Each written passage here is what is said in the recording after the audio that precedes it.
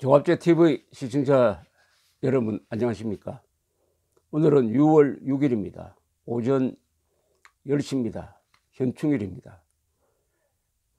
이 땅의 자유를 지키기 위하여 공산당과 싸워서 목숨을 바친 호국 영령들에게 감사를 드리는 날입니다. 아울러 독립운동 하다가 돌아가신 분들, 나라를 위해서 목숨을 바친다는 것은 인간으로서 그리고 국민으로서 그 이상 고귀한 희생이 없습니다. 우리가 살아있는 이유, 자유를 누리고 있는 이유는 바로 그분들의 피입니다. 피 덕분입니다. 우리가 그분들의 피값을 제대로 계산하고 있는지 지금 오늘을 생각하면은 부끄럽기 짝이 없습니다. 오늘 오후 1시에 광화문 일대에서는 비상국민회의 주최로 자유민주회복 국민총궐기대회가 열립니다. 자유민주회복이란 말은 자유민주 법치 반공 이념이 지금 도전을 받고 있다. 특히 정권 세력으로부터 도전을 받고 있다는 중대한 사태를 증거해 줍니다. 호국 영령들에게 얼굴을 들 면목이 없습니다. 더구나 6월 12일 트럼프 김정은 회담, 6월 13일 지방선거를 치르면은 한국의 상황이 우리 국민들 입장에서 보면은 더욱더 악화될 가능성이 많습니다. 그럴 때일수록 더 불리한 상황에서 목숨을 바친 분들의 용기를 생각하면서 대한민국을 지키고 버텨내야 하겠습니다. 결국 끝까지 버티는 사람이 이깁니다. 정치에서는 마지막이란 말이 없다고 합니다. 몇 시간 전에 CNN이 브레이킹 뉴스로 보도한 내용을 소개해 드리겠습니다. 존 볼턴 트럼프 대통령의 안보보좌관이 최근 북한 핵 문제를 다루는 데서 배제되었다고 합니다. 며칠 전에 있었던 북한의 김명철이 김정은의 편지를 가지고 와서 백악관에서 트럼프 대통령한테 전하는 그 자리에는 꼭 있어야 할 사람이 없었습니다. 존 볼턴의 모습이 보이지 않고 폼페오가 그 옆에, 폼페오 국무장관이 옆에 있었습니다. 이렇게 된 이유에 대해서 CNN은 존 볼턴 보좌관이 이 회담, 싱가포르 회담은 위험하다. 이 회담을 진행하면은 결국 미국이 이길 수 없고 미국의 국가 이익이 크게 훼손된다는 판단을 하고 고의로 리비아 관련 발언을 해가지고 북한을 자극함으로써 이 회담을 깨려고 했던 것입니다. 고의로 그렇게 했던 것입니다. 이 회담에 이르는 과정에서 존 볼턴 보좌관은 여러 번 언론에 나와서 완전하고 검증 가능하고 돌이킬 수 없는 핵 폐기를 해야 되는데 거기 하나 더 붙여가지고 퍼머넌트, 영구적으로 폐기해야 되고 기술자들까지도 재취업을 시켜야 된다 등 아주 초강경한 발언을 했습니다. 여기에 더해가지고 리비아 이야기를 꺼냈습니다. 리비아식 모델로 하겠다. 그것은 가다피가 있을 때 핵을 먼저 폐기하니까 미국이 제재를 완화해 주었던 그 방식을 취하겠다라고 했더니 이게 김정은을 자극을 했습니다. 김정은이 알아듣기로는 가다피가 미국의 압박에 굴복해가지고 핵을 포기했더니 2011년에 아랍의 봄 때 리비아에서 시위가 일어나니까 미국이 안면을 싹 바꾸고 반란군을 지원해가지고 결국 목숨을 잃었다.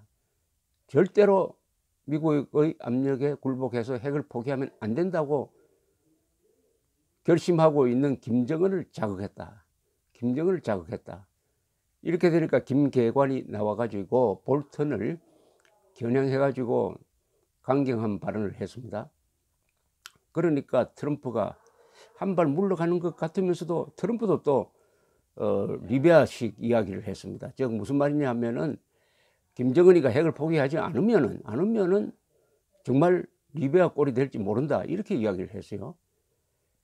그 다음에 이어서 나온 사람이 펜스 부통령입니다. 펜스 부통령도 볼턴과 같이 리비아 모델 이야기를 했습니다.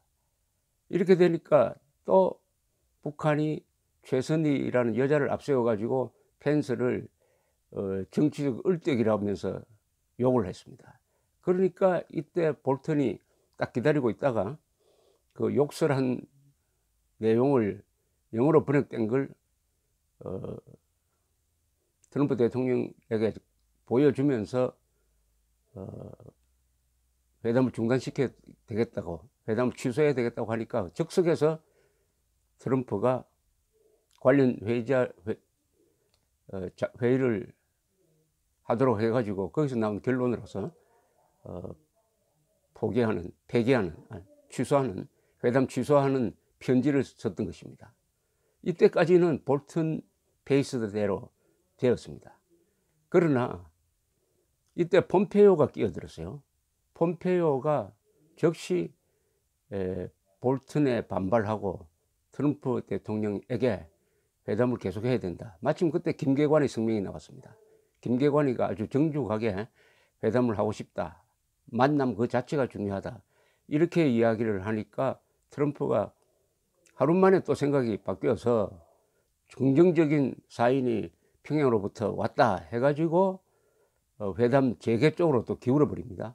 이때부터 볼턴은 트럼프의 눈밖에 나서 지금 북핵 협상 이 관련자 회의에도 나오지 않고 완전히 손을 떼게 되었습니다. 볼턴은 전부터 2006년 10월 9일에 김정일이가 핵실험을 하니까 즉각, 당시는 유엔 대사였습니다. 안보리를 소집해 가지고 강력한 대북 제재를 만들어내는데 주역이었습니다. 북한에 대한 제재는 그때가 출발점이었습니다. 제대로 된 제재는 볼턴이 만든 것입니다. 지금도 유효한 그 제재. 그때는 민주당 의원들이 볼턴 대사의 개성이 강한 스타일을 싫어해 가지고 결국 나중에 그만두고 말았습니다만은, 그 다음에는 싱크탱크, 우파적 싱크탱크 아메리칸 엔터프라이즈 인스티튜트에서 근무를 하면서 북한 정권을 붕괴시켜야 핵 문제가 해결된다 하는 논지를 폈던 사람입니다. 그것을 알고 트럼프 대통령이 볼턴을 발탁한 것은 바로 그 정책에 동의했다는 뜻인데, 일단 회담 국면으로 들어가 버리니까 트럼프의 회담에 대한 집착이 결국은 볼턴을 무력화시키게 되었다, 이렇게 보여집니다. 볼턴은 그동안에 김정은과의 회담을 말리는 역할을 한 것으로 보입니다. 특히 트럼프가 판문점에서 김정은을 만나고 싶어 했습니다. 이거는 안 된다 해서 볼턴이 말렸습니다. 또 한국 쪽에서 간 대북 문제 전문가들이 간접적으로 볼턴 측에 판문점에서 만나면은 완전히 미국이 김정은에게 굴복하기 위해서 판문점까지 왔다. 판문점은 북한에서는 한국전쟁에서 승리한 상징으로 보는 곳이다. 거기 가기만 하면은 완전히 망신당한다 해서 판문점에서 회담하려고 하는 트럼프를 좌절시킨 거죠. 그 전까지는 성공을 했는데 결국 회담에 집착하는 트럼프에 밀려서 지금 폼페오가 책임을 지게 되었습니다.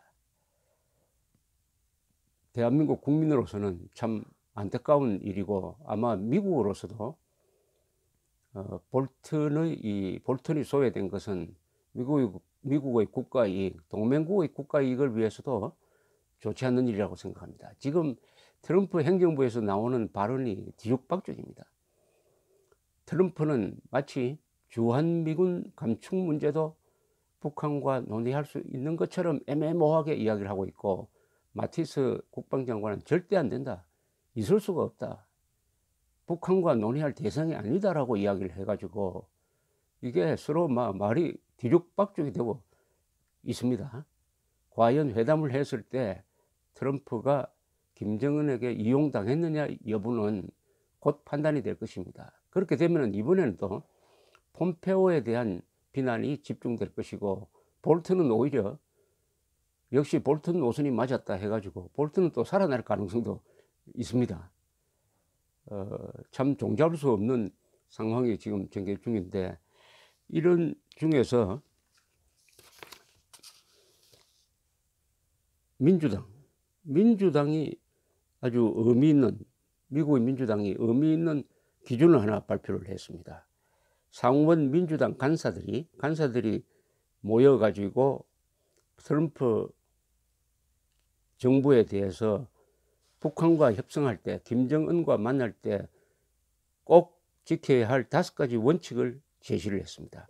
즉 슈머 상원 민주당 원내대표가 중심이 되어 가지고 전화로 기자회견을 하면서 마무리한 이 5가지 내용을 보면은 우리가 한국의 국민들이 원하던 딱 그대로입니다. 이 5가지 기준이 지켜져야 된다. 첫째, 북한의 핵무기뿐만 아니라 생화학 무기까지 제거해야 된다. 둘째, 우라늄 농축과 플루토늄 생산을 중단하고 핵무기 관련 기반 시설을 영구적으로 폐기해야 된다. 실험장, 연구소, 개발시설, 농축시설 다 해체해야 된다. 세 번째로는 북한의 탄도미사일 실험을 전면 중단하고 탄도미사일과 관련된 프로그램의 불능화, 전면 폐기, 그리고 해체까지 요구하고 이루어야 한다. 위성 실험 발사도 안 된다. 또 북한으로부터 핵 탄도미사일 프로그램에 대한 검증 체계가 포함된 사찰을 철저히 준수하겠다는 약속을 이번에 꼭 받아내야 된다.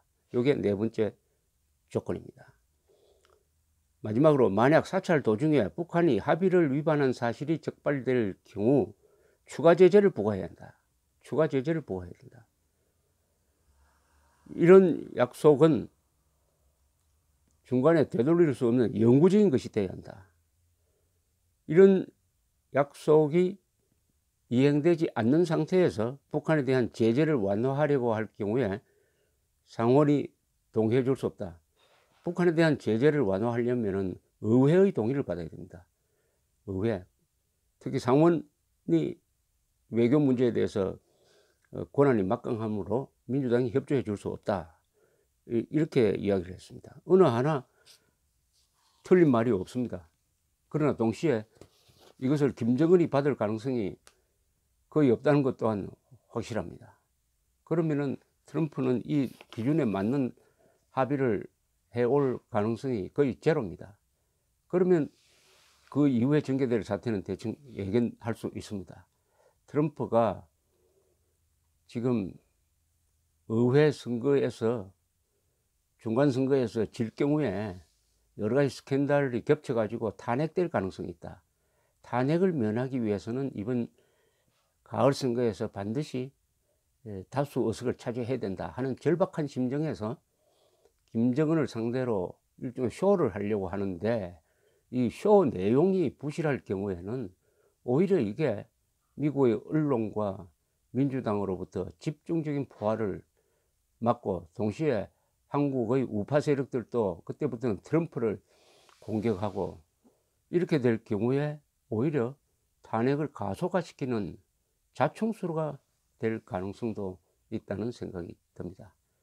볼턴이 소외됐는데 이 사람처럼 성격이 강한 사람은 중간에 항의를 하고 그만둘 가능성도 있습니다. 존 볼턴 보좌관의 거취가 더 주목되는 바입니다. 감사합니다.